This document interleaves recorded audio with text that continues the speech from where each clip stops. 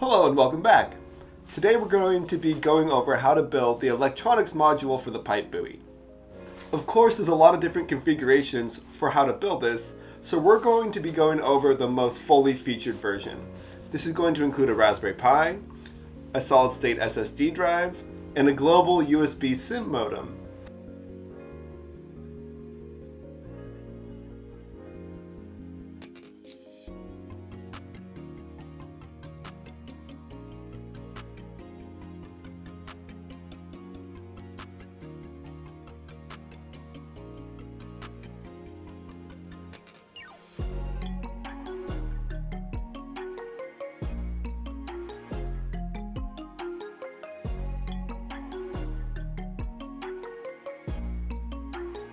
As always, the first thing you're going to want to do when planning your build is to go get the latest files off of our Git repository.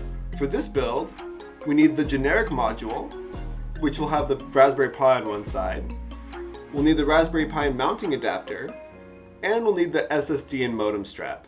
So let's go ahead and download those now. Because the Raspberry Pi's footprint is so narrow compared to the rest of the board, we need this mounting adapter so the Raspberry Pi doesn't crash with the mounting screws on the other side of the board. If you're going to print these at home, just load it into your favorite slicing software. All of these prints have been designed to fit onto a bottom of the range resin printer, so of course they'll fit onto FDM as well. If you don't have your own 3D printer, you can upload the files to a service like PCBWay who will manufacture them for you. And you can see it's going to cost about $18 for our custom 3D printed parts. This is using the exact same printing method as I use for my modules,